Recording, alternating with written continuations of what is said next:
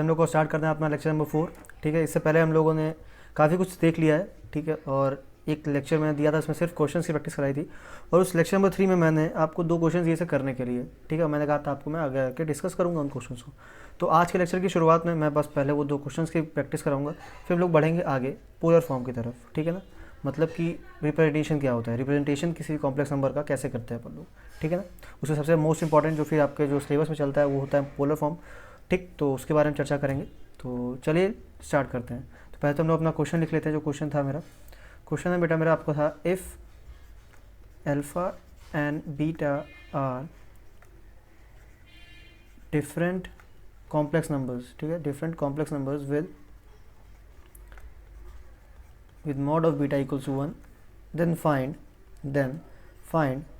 beta minus alpha upon 1 minus alpha का conjugate dot beta. Okay, और ये बाहर होल मॉडुलस। ओके, तो ये मेरा क्वेश्चन था। तो बेटा हमको चाहिए मॉड में, तो एक काम करते हैं, इसको हम लोग z मान लेते हैं, इस बड़े वाले को जो हमको फाइंड करना है उसको हम z मान लेते हैं। ठीक है ना, तो एक आइडेंटिटी यहाँ पे यूज़ करने वाले अपन लोग। मैंने प्रॉपर्टीज़ आपको लिखवाई थी जब मैं कॉन्जुगेट या फिर कॉम्प्लेक्स नंबर में जो भी मैंने प्रॉपर्टीज़ देखी सबकी बता रहा हूँ मैं। वहाँ पे हम लोगों ने एक चीज़ लिखी थी कि अगर हम लोग किसी का मॉड लगा के उसका स्क्वायर लेते हैं तो उसकी वैल्यू क्या होती है, उसकी वैल्यू होती है z इंटू जेड कॉन्जुगेट। ठीक है बच्चा, है ना। तो हम लोग क्या करने वाले हैं, बस ये हमको यहाँ पर दिया, यहाँ पर मॉड z तो दिया ही गया है, स्क्वायर कर देंगे अपन लोग। ठीक है, तो ये हमारा है, हम लोग इसको स्क्वायर कर देंगे। ठीक है, ऐसे लिखने की ज़रूरत नहीं है, इतना तो पता ही है आपको, इसे लिखते हैं यहाँ पे। अब मैं क्या करने वाला हूँ, इस वाले को बस मैं स्क्वायर कर दूंगा। तो 1 माइनस ऐसे करके ये दिया गया है, बस मैं स्क्वायर कर दूंगा। अगर तो मैं इसको लिख सकता हूँ कैसे, इसको मैं लिख सकता हूँ beta minus alpha upon 1 minus alpha conjugate beta.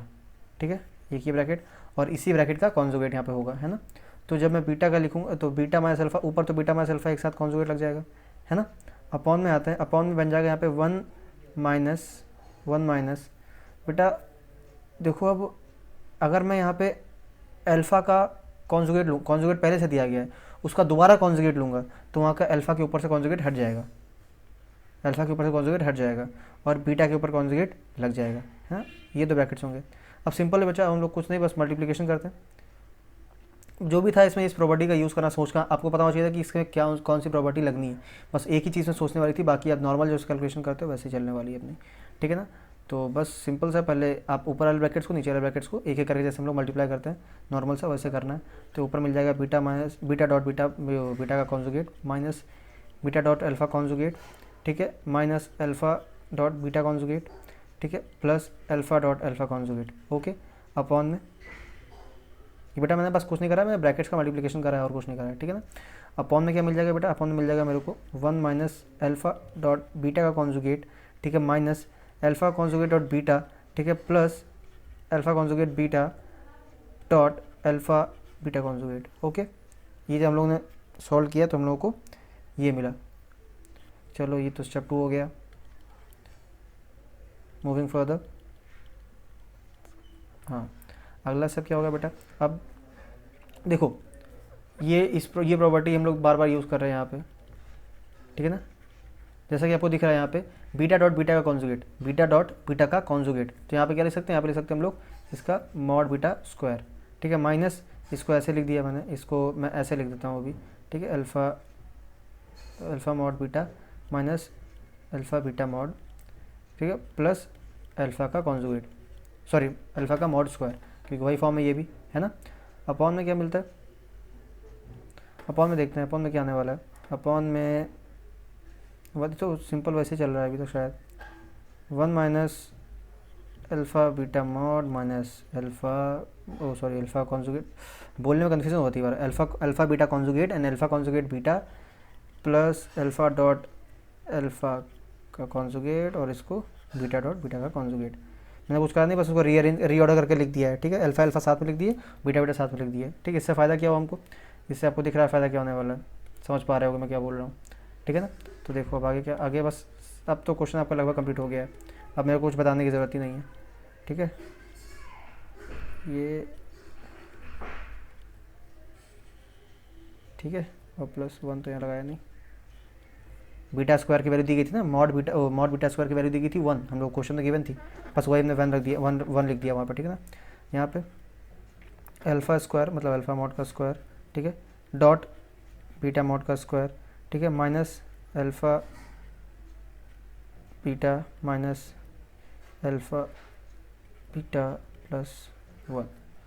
ज़रा ध्यान से देखो, जो लिखा हुआ है ऊपर वही लिखा हुआ है नीचे, जो ऊपर लिखा है वही नीचे लिखा हुआ है, ठीक है ना। बस यहाँ पे एक चीज़ नहीं लिखी थी ऊपर, वो थी क्या, बीट, ये आपको ऊपर ये वाला टर्म नहीं दिख रहा होगा, ये वाला टर्म, लेकिन इसकी वैल्यू तो 1 है, गिवन है पहले से ही, तो इसको आप हटा भी सकते हो। तो क्या देखो नीचे लिखा हो, जो नीचे लिखा वही ऊपर आ गया, ठीक। अब पूरा का पूरा टर्म हमारा कट जाएगा, मतलब आंसर आ जाएगा मेरा 1, ठीक है। तो मेरा आंसर हो गया 1।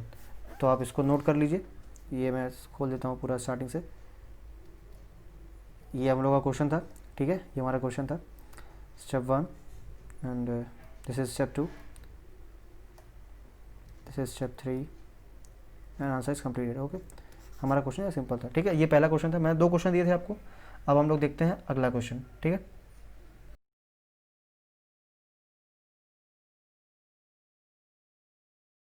तो अगला क्वेश्चन क्या था, अगला क्वेश्चन था मेरे पास, पहले इसको हटा देते हैं, ये क्या चीज़ है। हाँ, क्वेश्चन है बेटा मेरे पास, हम लोग को find the complex number z, find complex number z satisfying equation z plus √2 mod z plus 1 का mod plus I equals to 0।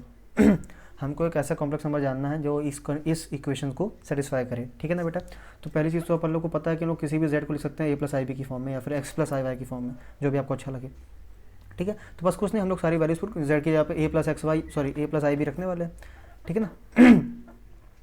तो देखिए अब यहाँ पे आ जाएगा क्या, यहाँ पे आ जाएगा a प्लस आई बी, लिख देते हैं यहाँ पे z की जगह पे लोग क्या लिख रहे हैं, a plus i B put कर रहे हैं, ठीक है। ये बताने की ज़रूरत नहीं है आपको। यहाँ इस इक्वेशन जब पुट करेंगे तो क्या कितना बनेगा, a plus i b plus √2 mod a plus 1, ठीक है, प्लस आई बी। जरा देखो मैंने क्या करा, बस मैंने जो अंदर +1 था उसको मैंने a के साथ लिख दिया, क्योंकि वो भी रियल में ही आता है, ठीक है ना। तो रियल वाले टर्म से एक साथ लिख दिया और इमेजनरी एक साथ लिख दिया, ठीक है, प्लस आई इक्वल्स टू, देखो ये 0 लिखा हुआ है तो मैं 0 को लिख सकता हूँ क्या, 0 + 0 आई। हम लोग प्रॉपर्टीज डिस्कस कर चुके हैं, ठीक है ना, इसमें ये चीज़ आपको बता चुका है। वैसे इसमें कुछ नया बताने वाला नहीं, आप लोग खुद भी सोच सकते हो, ठीक। अब देखो कितना सिंपल हो गया क्वेश्चन, क्वेश्चन सिंपल है। पहली चीज़ देखो, ये यहाँ पे मॉड है, किसी भी क्वांटिटी का मॉड कैसे निकालते हैं हम लोग, किसी भी क्वांटिटी का हम लोग मॉड कैसे निकालते हैं, उसके कोफिशिएंट का स्क्वायर और अंडर रूट करके, ठीक है ना। जैसे कि यहाँ पे अगर मैं मॉड निकालना है तो मैं क्या लिखूँगा, a प्लस, अब देखो मैं आई बी, यहाँ पे आई बी और यहाँ पे आई है, इनमें से आई कॉमन आ जाएगा तो इसको लास्ट में लिख देंगे, ठीक है ना, a प्लस √2। अब इसका कोफिशिएंट, इसका मॉडुलस निकालना है, मतलब कि a प्लस 1 का स्क्वायर प्लस b का स्क्वायर, ठीक है, अंडर रूट, ऐसे निकालते हैं किसी का भी मॉड। हम लोग बात कर चुके हैं इसके ऊपर। b प्लस 1 आई, क्या करा मैंने, इसमें और इसमें से आई को कॉमन ले लिया है, ठीक है, इक्वल्स में 0 + 0 आई चल रहा है। अब आप कंपेयर कर सकते हो ये वाला और ये वाला, है ना। तो ये देखिए, हाँ यहाँ से कंपेयर कर, अब देखो कंपेयर करेंगे क्या, हमको क्या क्या मिलने वाला है। हमको इधर मिलेगा बेटा तो इधर ये इक्वल्स टू 0 हो जाएगा, पहले ये इक्वल्स 0 होगा और यहाँ से b plus 1 i equals to 0 हो जाएगा, है ना। तो यहाँ से आप पहली बात तो यहाँ से आप डायरेक्टली आई क्यों लिख रहे हैं, यहाँ से डायरेक्टली b की वैल्यू निकाल सकते हो कितनी, -1, b की वैल्यू मेरी कितनी आ गई, -1, ठीक है ना बच्चा। अब देखो इसका यूज़ कर, अब इस b का वैल्यू का यूज़ करेंगे अपन लोग यहाँ पे, और यहाँ से a की वैल्यू निकाल लेंगे, है ना। तो यहाँ से हम लोग लिख सकते हैं, डायरेक्टली लिख देता हूँ 2a plus 2 times a plus 1 का स्क्वायर प्लस 2 का यहाँ रूट लगा हुआ है, ठीक है, equals to -a, equals to -a, ठीक है, समझ में आ गया। अब कुछ नहीं करा, बस मैंने इसे √2 का अंदर मल्टीप्लाई करा है, ओके। तो यहाँ से ये चीज़ मिल गया मेरे को। अब देखो अब क्या करना होगा, उस ब्रैकेट को शायद ओपन करना पड़ेगा, ओपन करा जाए क्या, एक काम करते हैं पहले स्क्वायर रूट हटा लेते हैं, तो ओपन करेंगे तो आसान हो जाएगा उससे, a plus 1 square plus 2 equals to अब माइनस ए का स्क्वायर करेंगे तो ए स्क्वायर प्लस का ही आने वाला है, ठीक है ना। तो ये एक से यहाँ पे ये आ गया, कुछ डाउट हो रहा है, ऊपर मैंने सही लिखा था ये चीज़। रूट टू जब मल्टीप्लाई अंदर करेंगे बेटा तो रूट टू इंटू ये यहाँ पे आ जाएगा, ठीक है, 2 टाइम्स 2b स्क्वायर होना चाहिए ना, यहाँ पे 2b स्क्वायर होना चाहिए यहाँ पे, तो यहाँ b स्क्वायर लिखते हैं, यहाँ पे b स्क्वायर, ठीक है। अब आते हैं, अब नीचे आते हैं, अब 2b स्क्वायर यहाँ पे भी रहेगा, स्क्वायर ऐड किया, ठीक है ना। अब आते हैं यहाँ पे 2 इंटू ए प्लस 1 का फॉर्मूला खोलोगे क्या, खोल लेते हैं, ठीक है। A square plus B square plus 2ab, ठीक है ना। ये काम करते हैं, अंदर मल्टीप्लाई भी अभी कर लेते हैं, ठीक है, अंदर मल्टीप्लाई भी अभी कर लेते हैं, तो कितना मिल जाएगा 2a स्क्वायर, यहाँ पे 2, इधर 4, है ना। इस ब्रैकेट का मैंने पूरा सॉल्व कर लिया, प्लस 2 टाइम्स बी स्क्वायर है बेटा, बी स्क्वायर की वैल्यू कितनी, बी की वैल्यू निकाल चुके हम लोग -1, तो बी स्क्वायर कितनी हो जाएगी 1, ठीक है। तो यहाँ पे ऐसे करके इक्वल्स में ए स्क्वायर। तो बच्चों अब आपको ध्यान से देखो, आपको एक क्वाड्रेटिक दिखेगी यहाँ पे, आपको एक क्वाड्रेटिक यहाँ पे दिख रही होगी, ठीक है ना। ये 2a स्क्वायर है, यहाँ पे ए स्क्वायर इधर आके माइनस का हो जाएगा, मतलब कि बचा यहाँ पे ए स्क्वायर, यहाँ पे बचेगा +4a, ठीक है, और प्लस प्लस प्लस 2 + 2 4, ठीक है। तो ये होगी हमारी क्वाड्रेटिक। आपको क्वाड्रेटिक अब सॉल्व करनी है, इसके आगे आपको कोई प्रॉब्लम नहीं होने वाली, सिंपल से आपको दिख रहा है ये +2 का होल स्क्वायर बन रहा है, ए +2 का होल स्क्वायर बन रहा है इक्वल टू 0। हमको b का वैल्यू कितना पता है -1, तो एक चीज़ हमको b पता है पहले से ही, हमको a और निकालना है, a हम लोग यहाँ से निकाल सकते हैं, कितना आ जाएगा a = -2 और b = -1, ठीक है। बस अब a और b की वैल्यू आ गई, आप कॉम्प्लेक्स नंबर लिख सकते हो आराम से, z = a + ib होता है, और a का वैल्यू -2 है, b का वैल्यू -1 है, मतलब कि -2 - i, सिंपल था। तो बेटा ये दो क्वेश्चन थे जो हमने आपसे कहा था मैं आप बताऊंगा आगे, ठीक है ना। तो अब ये क्वेश्चन मैंने बता दिए, अब हम लोग अपना लेक्चर आगे बढ़ाते हैं। बेटा आगे बढ़ने से पहले मैं आपको एक चीज़ और बता दूं, ठीक है। ये कोई टॉपिक नहीं है अलग से, लेकिन एक फॉर्म होता है क्वेश्चन। अगर मान लीजिए आपके पास कोई ऐसा क्वेश्चन आ गया कि 5 + 12y, इसका रूट, मतलब कि आप ये इसको आप चाहो तो अगर आपको हेडिंग डालनी है तो डाल लीजिए square root of complex numbers, ठीक है ना। आप ये हेडिंग डाल सकते हो आराम से, ठीक है। तो वह काम करो, आप इसको आपको पता है अगर ये कॉम्प्लेक्स नंबर है तो ये इसको हम लिख सकते हैं a + ib की फॉर्म है, हम लोग कंपेयर तो कर ही सकते हैं। तो आपको बस एक ही चीज़ इसमें होती है, आप ये कर दो, अगर जो भी जिस भी कॉम्प्लेक्स नंबर की आपको वैल्यू निकालनी है जो कि स्क्वायर रूट में दिया गया है, आप इक्वल्स में a + ib लिख दीजिए उसके, ठीक है। तो बस बेटा इसके सामने इसके आगे कुछ भी नहीं है, बस नॉर्मल सा है, ठीक है ना। आप क्या करोगे, बस इसको रूट हटाओगे, यहाँ पे 5 + 12y इक्वल्स यहाँ करोगे आप a + ib का होल स्क्वायर, ठीक है। अब a + b का होल स्क्वायर फॉर्मूला तो खोलना आता ही होगा आपको, आप खोलोगे a स्क्वायर, अब देखो i b लिखा हो तो मैं डायरेक्टली बता देता हूँ आपको, a square - b square + 2ab आएगा, ठीक है। अब इतना आपको समझ में आना चाहिए कि मैं क्या ये ऐसा क्यों हो गया फॉर्मूला, ठीक है। i स्क्वायर की वैल्यू -1 होती है, इतना और हिंट दे दिया मैंने।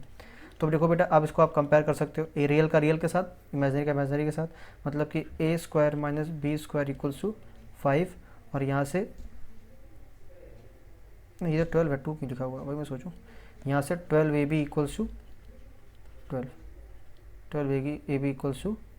12 सही है। अरे रुको ये यहाँ पे 2 होगा यार, तो देखो यहाँ पे 2 है, ठीक है। तो यहाँ से आप ab का वैल्यू निकाल सकते हो, 6 आ जाएगा, ठीक है। अब देखो बेटा आपने काफ़ी पहले एक फॉर्मूला पढ़ा होगा कि a स्क्वायर + b स्क्वायर का होल स्क्वायर को हम लोग लिख सकते हैं a स्क्वायर - b स्क्वायर का whole square + 4a square b square, ठीक है। ये एक फॉर्मूला हम लोग बहुत पहले पढ़ चुके हैं, छोटे छोटे क्लासेस में पढ़ा है, ठीक है। और अगर नहीं पढ़ा तो इसको आप अपने मन से निकाल भी सकते हो। कैसे, आपको a + b का होल स्क्वायर पता है, a - b का होल स्क्वायर भी पता है, ठीक है। आप इसको रख के वैल्यूज रख के देखिएगा, सेटिस्फाई करेगा ये, ठीक है। देखो मेरा प्लान क्या होने वाला है, मेरा ब्लूप्रिंट क्या होगा, हमको यहाँ पे a स्क्वायर - b स्क्वायर दिया गया है, हम लोग a स्क्वायर + b स्क्वायर एक और इक्वेशन निकालेंगे, 2 वेरिएबल्स 2 इक्वेशंस, फिर उसका हम लोग आराम से सॉल्व कर सकते हैं, ठीक है ना। तो देखो अब क्या होने वाला है, इस फॉर्मूले में हम लोग की सारी वैल्यूज ये दोनों वैल्यूज पुट करने वाले हैं, ठीक है। हमारा फॉर्मूला था बेटा कि मैं दोबारा लिखता हूँ यहाँ पे, a स्क्वायर + b स्क्वायर का होल स्क्वायर इक्वल्स में a स्क्वायर - b स्क्वायर का whole square + 4a square / b square, है ना बच्चा। अब देखो मैं a स्क्वायर + b स्क्वायर का होल स्क्वायर, ठीक है ना। यहाँ पे a square minus B square का वैल्यू दी गया है, हम लोग को ऊपर निकाल चुके हैं अभी। कितना निकाला, A square minus B square equals to 5 निकाला हम लोगों ने, है ना। तो यहाँ पे कितना हो जाएगा, यहाँ पे हो जाएगा 5 स्क्वायर स्क्वायर प्लस 4 इंटू, देखो अभी क्या लिखा हुआ है, ये ए स्क्वायर बी स्क्वायर लिखा है, या फिर मैं ऐसे बोलूँ कि ये ए बी का होल स्क्वायर लिखा हुआ है। तो ए बी का वैल्यू थोड़ी देर पहले हम लोगों ने निकाला, कितना, ए बी का वैल्यू हम लोगों ने निकाला 6, है ना। ए बी का वैल्यू हम लोगों ने 6 निकाला है, तो 6 का स्क्वायर 36, तो 4 इंटू 36। ओके बच्चा, यहाँ से मेरे पास आ गया 25 प्लस 4 से 24 करेगा 2, 4 से 12 13 14, कितना आ जाएगा, अरे ये तो बहुत सिंपल 169 आ गया, ये तो स्क्वायर आ गया, परफेक्ट स्क्वायर आ गया एक, ठीक है। 169 किसका स्क्वायर होता है, अब यहाँ से आप ए स्क्वायर प्लस बी स्क्वायर का होल स्क्वायर है ये, हम यहाँ से ए स्क्वायर प्लस बी स्क्वायर का वैल्यू निकालेंगे, कितना आ जाएगा, अंडर रूट 169 मतलब कि 13, ठीक है। इक्वेशन 2 इक्वेशन 1 हम लोग पहले निकाल चुके हैं, ए स्क्वायर माइनस बी स्क्वायर करके कंपेयर, दोनों को बस इक्वेट कर देते हैं, ये पहले निकाल चुके थे हम लोग। यहाँ से ऐड करोगे इक्वेशंस को तो बी कैंसिल हो जाएगा, बन जाएगा हमको 2a स्क्वायर इक्वल्स टू 18, यहाँ से हमको a की वैल्यू मिलने वाली है 9, ठीक है, सॉरी 9 नहीं, 2 9 18 और 2 वैल्यूज़ मिलेंगे इक्वल्स टू प्लस माइनस 3, ठीक है। अब देखो कौन कौन से सेट्स बन सकते हैं हमारे, a की 2 वैल्यूज़ है बेटा, ठीक है, a की हमारे पास 2 वैल्यूज़ है, तो पहले हम अब a की वैल्यू मिल गई हमको, b की वैल्यू हमको पहले से, अच्छा बी की वैल्यू नहीं पता थी हम लोगों को, तो ए भी पता था, तो अब हम लोग पहले बी की वैल्यू निकाल लेंगे, ठीक है। तो हम लोग इससे पहले अब बी की वैल्यू निकालने वाले हैं, तो ए बी इक्वल्स टू 6 है। जब देखो अब यहाँ पे 2 केसेस बनेंगे, +3 वाला और -3 वाला, है ना। तो देखो जब ए इक्वल्स टू मैं +3 रखूँगा तो बी की वैल्यू कितनी आने वाली है, तब बी की वैल्यू आएगी बेटा, जब ए इक्वल्स टू +3 तब बी का वैल्यू 2, जब ए इक्वल्स टू -3 तब बी का वैल्यू -2, ठीक है। तो 2 सेट्स ऑफ सॉल्यूशंस मिलेंगे हमको, ठीक है ना। बस आपका क्वेश्चन कंप्लीट। तो सिंपल था, अलग से बस मैंने हाईलाइट इसलिए करा दिया क्योंकि मतलब अलग हो सकता है, इसमें एक चीज़ नहीं थी कि हम लोग को हमेशा जब भी अलग क्वेश्चन सॉल्व करने हैं तो हमको ए स्क्वायर प्लस बी स्क्वायर का सॉरी ए प्लस आई भी लेना है इक्वल में, ठीक है ना। तो आप चाहो तो उसको नोट कर लो, ये कहाँ से चालू होता है, यहाँ से होता है, हाँ ठीक है। कुछ ये था, ये फॉर्मूला यूज़ करा है मैंने यहाँ पे, हाँ फिर ये ठीक है, नोट करो, फिर बढ़ते हम लोग आगे। अच्छा इसके बाद बेटा एक और क्वेश्चन देता हूँ मैं, काफ़ी अच्छा सा 1 मार्क क्वेश्चन है, छोटी सी थिंकिंग पर, ठीक है ना। तो अगर मैं बोलूँ आपसे if z plus Z cube, z यहाँ पे कॉम्प्लेक्स नंबर है, ठीक है, z plus Z cube equals to 0, then 4 option है आपके पास, R E of z is less than 0, R E of z greater than 0, R E of z equals to 0, या फिर D I M of z equals to 0, ठीक है। ये question note कर लीजिए, आप लोग को करना है अलग खुद ही, ये आपके लिए है होमवर्क, ठीक, इसको नोट कर लो। बच्चों हम लोग देखने वाले हैं रिप्रेजेंटेशन ऑफ कॉम्प्लेक्स नंबर्स, ठीक है ना। जैसे कि बेटा रिप्रेजेंटेशन कहाँ पे, किसी प्लेन पर, आपको पता है रियल नंबर्स को हम लोग नंबर लाइन पे शो कर सकते हैं, कार्टेशियन प्लेन पे भी शो कर सकते हैं, लेकिन जब हम लोग को कॉम्प्लेक्स को अगर शो करना है तो क्या उस पर किस पे शो करेंगे, ठीक है। तो बेटा पहली चीज़ कुछ भी नया नहीं है, बहुत ही सिंपल सा है, ठीक है ना। ये आप इतना याद रखो, जिस प्लेन पे हम लोग रियल नंबर्स को या फिर रियल वैल्यूज़ को प्लॉट करते हैं उस प्लेन को बोलते हैं कार्टेशियन प्लेन, और जिस प्लेन पे हम लोग कॉम्प्लेक्स नंबर्स को प्लॉट करते हैं उस प्लेन को बोलते हैं एर्गेंट प्लेन, ARGAND, एर्गेंट प्लेन, ठीक है ना। ओके, पहले बता दूं एक और चीज़, आपको याद होगा जब एकदम स्टार्टिंग करी थी लेक्चर की, कॉम्प्लेक्स नंबर होता क्या है, कॉम्प्लेक्स नंबर आधार होता, वो कॉम्प्लेक्स नंबर एकदम का आधार जो होता है वो क्या होता है इमेजिनरी नंबर। इमेजिनरी का मतलब ही होता है कि वो सच में नहीं होता है, ठीक है ना। तो जब हम लोग, तो ये चीज़ हमेशा याद रखो कि ये कुछ भी रियल नहीं है, हम लोग पढ़ ही रहे हैं इमेजिनरी, हम लोग चैप्टर का नाम ही इमेजिनरी है, ठीक है ना। तो ये सब इमेजिनरी है, याद रखना हमेशा। इसका हम लोग इसका बस ये हम लोग को इसलिए इंट्रोड्यूस करा गया था क्योंकि काफ़ी हेल्प मिलती है जब हम लोग क्वांटम फिजिक्स पढ़ते हैं, ठीक है, का बहुत ज़्यादा यूज़ होता है क्वांटम फिजिक्स में, ठीक है ना, क्योंकि उसमें मोस्ट ऑफ थिंग्स इमेजिनेशन पर डिपेंड करती हैं, ठीक है। कई ज़्यादा कैलकुलेशन, कई सारे कैलकुलेशंस में हम लोग इसका यूज़ करते हैं, क्योंकि ये यूज़ करके हम लोग वो चीज़ प्रूव या सेटिस्फाई कर पाते हैं, ठीक है। इसलिए यहाँ पे हम लोग कॉम्प्लेक्स नंबर अलग से पढ़ना चालू करा हम लोगों ने। याद रखना ये सब कुछ इमेजिनरी है, भ्रम है, झूठ है, ठीक है ना। तो बस इसमें कुछ नया नहीं बताना है आपको। और एक और चीज़, जैसे मान लो आपके पास होता है z equals to a plus I भी होता है ना, तो हम लोग जब प्लॉट करेंगे, जैसे मान लो अगर ये दिया गया है, इसको बोलते हैं हम लोग एर्गेंट प्लेन, और एर्गेंट प्लेन में होता क्या है, जो आपका एक्स एक्सिस होता है वो होता है रियल एक्सिस, जो नॉर्मल एक्स एक्सिस होता है उसको बोलते हैं हम लोग रियल एक्सिस, ठीक है ना, और वाई एक्सिस को बोलते हैं हम लोग इमेजिनरी एक्सिस, ठीक है। ये होता है एर्गेंट प्लेन में। ओके बच्चा, मतलब कॉम्प्लेक्स के फॉर्म में बात करें तो अगर हमको दिया गया कोई भी complex number a plus i b, तो उसके कोऑर्डिनेट्स क्या होंगे, इसके कोऑर्डिनेट्स होंगे ए बी, ठीक है ना। जैसे कि a कहीं यहाँ पे होगा, b कहीं यहाँ पे होगा, ठीक है ना। तो यहाँ पे जो पॉइंट मिलेगा ये होगा z equals to a plus i b, ठीक है। इस तरीके से हम लोग प्लॉट करते हैं। ओके, तो बस इतना ही है इसमें, पोलर की शुरुआत में ये, फिर वो रिप्रेजेंटेशन की शुरुआत में यही है, ठीक है ना। इसको बोलते हैं नॉर्मल रिप्रेजेंटेशन या फिर एर्गेंट प्लेन में कैसे रिप्रेजेंटेशन कराया जाता है, ठीक है। अब हम लोग देखेंगे पोलर फॉर्म क्या होती है, ठीक है। वैसे आपको बता दूं मैं, हम लोग representation of complex number 3 forms होती हैं, एक पोलर फॉर्म, एक vectorial form and geometrical form. Geometrical form कुछ ऐसी दिखती है जो मैं आपको बता रहा हूँ। वेक्टोरियल फॉर्म इसलिए, आपको एक चीज़ बता दें ध्यान से कि कॉम्प्लेक्स नंबर जो होता है वो काफ़ी हद तक वेक्टर जो हम लोग पढ़ते हैं उससे रिलेटेड होता है, ठीक है। वेक्टर आपके आगे आने में, वो शायद आगे आने वाला भी है, उसमें भी होगा वेक्टर आपके, ठीक है। एंड आप लोग फिजिक्स जब पढ़ते हो, स्टार्टिंग करते हो क्लास 11th की, तो उसमें बेसिक वेक्टर पढ़ाया जाता है आपको, ठीक है। तो अगर आपको उतना भी आता है तब आप ये समझ जाओगे, ठीक है। तो वेक्टर के कई सारे लॉज यहाँ पे फॉलो होते हैं। ओके, तो इसलिए यहाँ पे एक वेक्टोरियल फॉर्म भी इसका होता है। वेक्टर एक ऐसा दिखता है, ऐसा वेक्टर दिखता है ना, वो बस ऐसे फॉर्म से इसके होते हैं। इसीलिए इसके तीन रिप्रेजेंटेशन होते हैं, ज्योमेट्रिकल जो कि सामने है, पोलर जो कि हम लोग पढ़ने वाले हैं, और वेक्टोरियल बताते क्या होता है, ठीक है। उसके बारे में ज़्यादा आपको चर्चा नहीं करनी है, आपके लिए अभी इतना इंपॉर्टेंट नहीं है। ओके, सो अब देखते हैं हम लोग पोलर फॉर्म। तो बेटा पोलर फॉर्म में होता क्या है असल में, आपके पास ये एक प्लेन है, एक एर्गेंट प्लेन है आपकी, ठीक है ना। हम लोग एर्गेंट प्लेन पर काम करने वाले हैं पूरा। एर्गेंट प्लेन मतलब कि अगर मैं बोल रहा हूँ एर्गेंट प्लेन मतलब कि ये रियल एक्सिस है आपका और ये आपका इमेजिनरी एक्सिस है, याद रखना, ठीक है। तो अगर आपको कोई भी नंबर है, कोई भी कॉम्प्लेक्स नंबर है, z equals to a plus i b की फॉर्म में, ठीक है ना। तो मान लीजिए वो पॉइंट यहाँ पर लाई करता है, ठीक है। तो हम लोग एक डिस्टेंस लेते हैं यहाँ से यहाँ तक का, जिसको रिप्रेजेंट करते हैं r से, ठीक है। और ये एंगल होता है थीटा, ठीक है। और ये अगर यहाँ पे जो आपने पॉइंट लिया है, यहाँ पे जो कॉम्प्लेक्स नंबर है जहाँ पे आपको वो उस पॉइंट पर लाई कर रहा है, उस पॉइंट को कोऑर्डिनेट्स को हम लोग r कॉमा थीटा से भी रिप्रेजेंट करते हैं। मतलब कि a कॉमा b तो होता है वो इस लाइन के लिए होता है, ठीक है। और वैसे अगर ऐसे डिस्टेंस निकाल रहे हैं हम लोग पोलर फॉर्म में, तो वो होते हैं r कॉमा थीटा, ठीक है। और सो नॉर्मल देखो, जल्दी होता क्या है, मैं सो बताने वाला हूँ। अभी बस इतना बताऊंगा आपको मैं कि डायरेक्टली जो भी रिजल्ट्स होते हैं आपको मैं बस उसकी बात करने वाला हूँ, ठीक है। देखो, तो आपको एक किसी पोलर फॉर्म में ऐसे होता है, ये रेडियस, ये आपका डिस्टेंस होता है r उस पॉइंट से लेके ऑरिजिन तक का, ओके। थीटा वो एंगल होता है जो वो रियल एक्सिस के साथ बना रहा होता है, ओके। सो यहाँ पे हम लोग अगर इसको o और इसको p बोलें तो OP हमारा r है, ठीक है। और एंगल सबटेंडेड जो हमारा एंगल सबटेंडेड है वो थीटा है, ठीक है। और इस तरीके से कि इसका जो p के जो कोऑर्डिनेट्स हैं वो r कॉमा थीटा हम लोग लिख सकते हैं, ठीक है ना।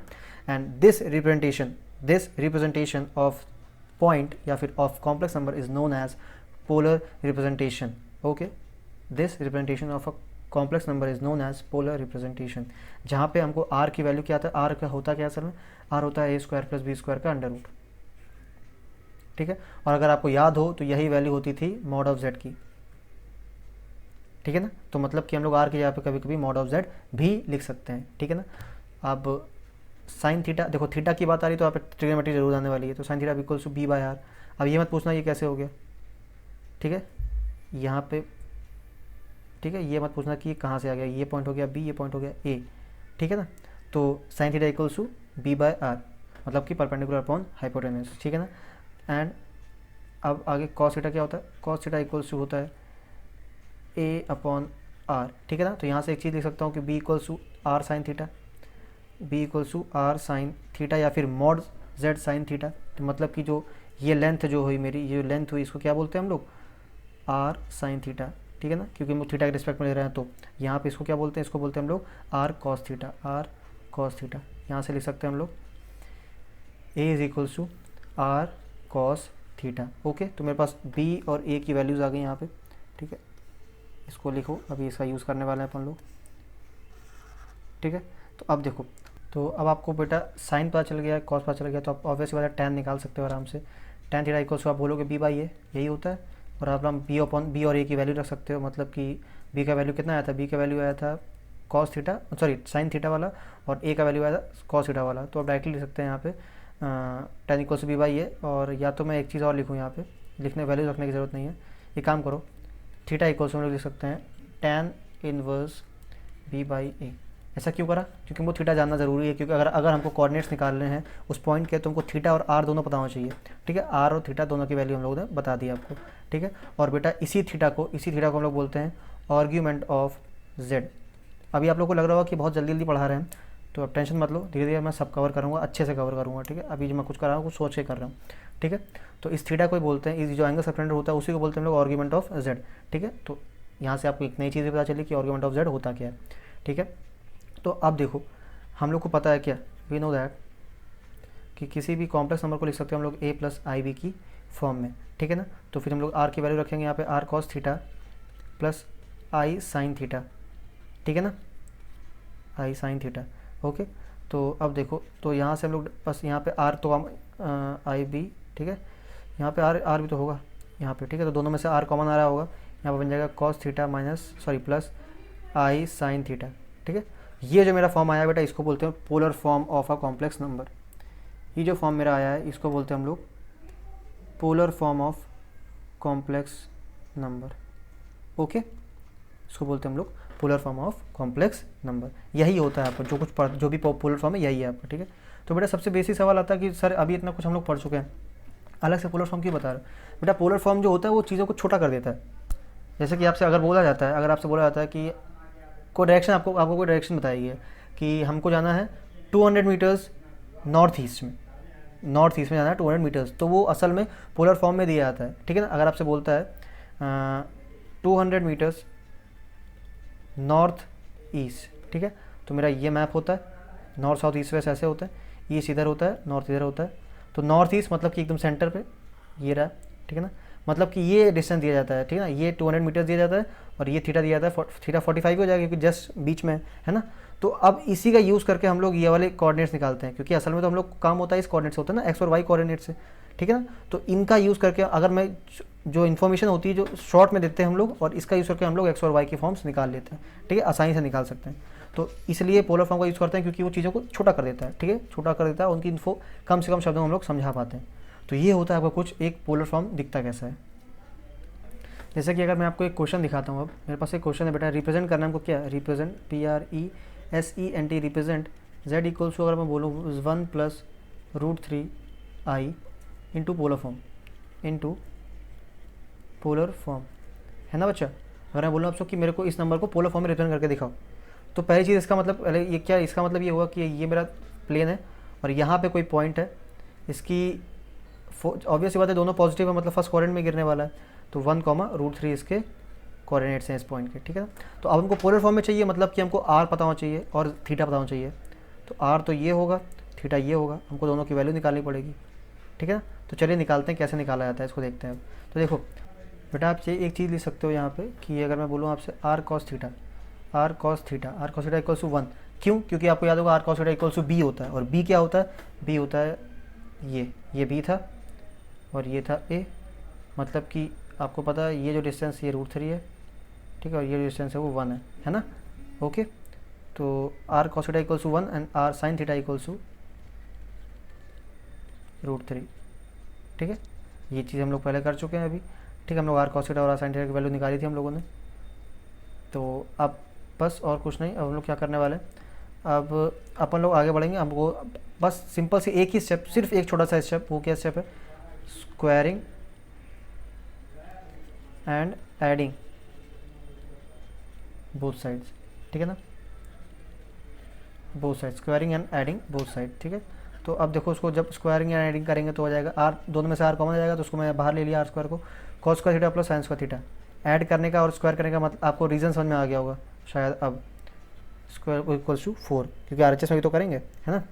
तो cos square theta plus sin square theta equals to 1 होता है, तो यहाँ से वो डायरेक्टली लिख सकते हैं r² equals to 4, which means r is equals to plus का 2। प्लस का ही क्यों, क्योंकि हमको यहाँ डिस्टेंस नेगेटिव नहीं होती है, आपको पता है, और r एक तरीके का डिस्टेंस ही है। ठीक है, तो r का वैल्यू कितना आ गया 2। अब बचा थीटा, हम लोग थीटा कैसे निकालेंगे, इस पे आते हैं। cos theta equals to r cos theta equals to, यहाँ पे कितना था 1 था है ना। अब हम लोग cos थीटा इक्वल्स टू लिख सकते हैं क्या 1/r, और r की वैल्यू आ चुकी है कितनी 2 है ना। इसी प्रकार से साइन लिख सकते हैं हम लोग, साइन इक्वल्स टू √3/2 2, ठीक है। अब आपको थीटा आराम से समझ में आ जाएगा, थीटा का वैल्यू कितना है यहाँ पे, थीटा इक्वल्स टू यहाँ पे π/3, ठीक है। थीटा इक्वल्स टू कितना है, π/3। तो आप अगर पोलर फॉर्म लिखना चाहो तो लिख सकते हो आराम से, z is equals to 2 times of cos, देखो मैं π/3 मैंने इससे जानबूझ के लिखा क्योंकि अब आपको रेडियन में खेलना है ज़्यादातर जगहों पे, ठीक है ना। कॉस π/3 प्लस आई साइन π/3, ठीक है। तो ये होता है बेटा कुछ पोलर फॉर्म, आपका मैंने एग्जांपल भी कराया तो काफ़ी सिंपल होता है, ठीक है। तो बेटा आज के लेक्चर में इतना ही रखने वाला हूँ। आज आप देखिए होगे कि मैंने जल्दी जल्दी एक पोलर फॉर्म को ख़त्म कर दिया, स्टार्ट भी किया और ख़त्म भी कर दिया। टेंशन मत लो, मैंने बस इसलिए इसको ऐसा करा है कि आप जब अपनी बुक उठाओ या कुछ भी देखो आपको पहले से पता हो कि ये पोलर फॉर्म होता क्या है। मैं तो गारंटी दे सकता हूँ एनसीईआरटी तो इससे लगी जाएगी, एनसीईआरटी में इतना ही है, ओके। तो आप इसको लगाइएगा। अब जो अगला मेरा वीडियो आने वाला काफ़ी अच्छा होगा, वो आर्ग्यूमेंट ऑफ जेड पे अलग से मैं बनाने वाला हूँ, ठीक है। उसके बाद मैं अलग से पोलर फॉर्म भी समझाऊंगा दोबारा स्टार्टिंग से, ठीक है ना। तो मैंने बस इसलिए करा था कि अगर आप लोग सिर्फ एनसीईआरटी का कर रहे हो, उन बच्चों के लिए जो अभी सिर्फ क्लास नॉर्मल पढ़ाई की बातें कर रहे हैं, ठीक है ना, उनके लिए वीडियो है, ठीक। तो अगर आप चाहो तो अगर आप चाहो तो आगे की वीडियो देखना, जैसे कि जो होने वाले हैं जो मैं उनके लिए बनाऊंगा जो सच में पढ़ रहे हैं, ठीक है, या फिर जो आगे कुछ तैयारी कर रहे हैं, कॉम्पिटिटिव एग्जाम्स की तैयारी कर रहे हैं। इस वीडियो में तो बस इतना कुछ खास नहीं था, ये वीडियो नॉर्मल था जो आपके एनसीईआरटी क्वेश्चंस लग जाए, ठीक है। तो बेटा आज इस वीडियो के लिए इतना ही। थैंक यू सो मच, मिलेंगे आपको अगले लेक्चर में अच्छे टॉपिक की शुरुआत के साथ। तब तक के लिए बाय।